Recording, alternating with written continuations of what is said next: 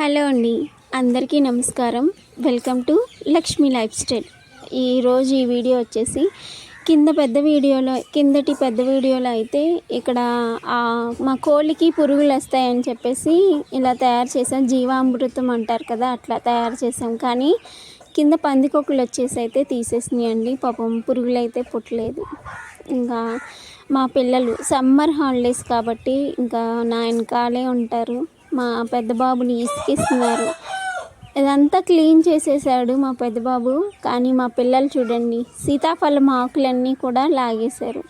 ఇంకా వాడు క్లీన్ చేయటం, మా పిల్లలు లాగేయటం, ఇదే పని చేస్తున్నారు. ఇంకా వాళ్ళతోనే చేపించినాను అన్నాను. ఇంకా ఇదిగోండి సీతాఫలం చెట్టు. ఇంకా ఇదంతా కూడా క్లీన్ చేయాలి. మా సీత చూడండి, గడ్డి ఎంత వేస్ట్ చేస్తుందో. ఇంకా తడిసిపోయి ఇలా అయిపోయింది గడ్డంతా. ఇంకా గడ్డంతా కూడా ఇంకా అడుగు నుండిపోయింది, తీసేసేయాలి. కోడి మ్యాట్స్ అన్నీ క్లీన్ చేయాలి. ఇంకా పేడ అయితే తీయాలండి. దానా పెట్టాను, తింటుంది మా కన్నా. నిన్న పేడ అంతా తీసి గమలలో వేసాను. మా ఆయన పొద్దున్నే లేచి తీస్తారులే అని. నాకు ఎంత బద్ధకమో, అప్పుడు పని అప్పుడు చేసేసి ఉంటే బాగుండేది.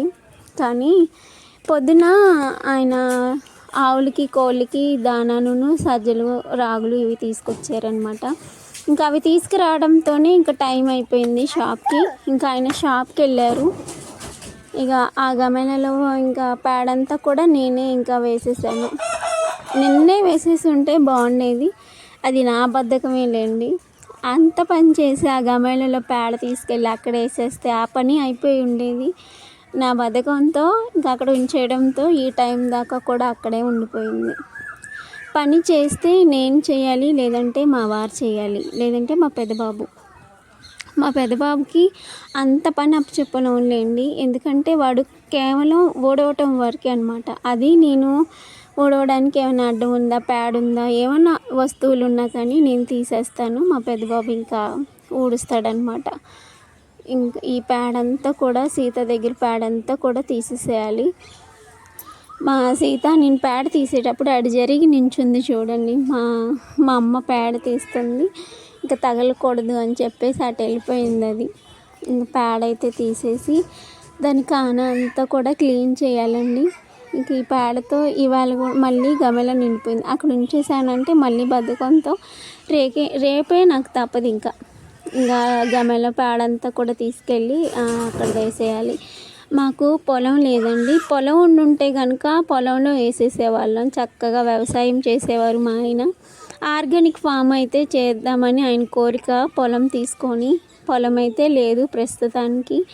ఫ్యూచర్లో పొలం కొనుక్కోవాలని ఆశపడుతున్నాము.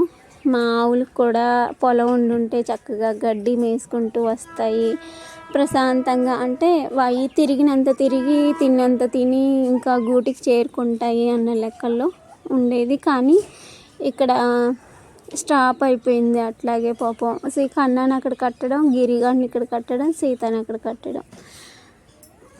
ఈ పని చూసే వాళ్ళకి కష్టంగా ఉండొచ్చు, ఇంత పని అనేసి. కానీ చేసే వాళ్ళకి ఇష్టంతో చేస్తారు తప్ప కష్టం అనేది అనుకోరు. ఎందుకంటే మెయిన్ ఇంపార్టెంట్ ఏంటంటే ఆవులంటే మా ఆయనకి చాలా ఇష్టం. ఆవులనే కాదు, జంతువులు అంటే కూడా చాలా ఇష్టం. మా పిల్లలకి పాల ప్యాకెట్లు తీసుకురావాలనే కాన్సెప్ట్ కాదండి.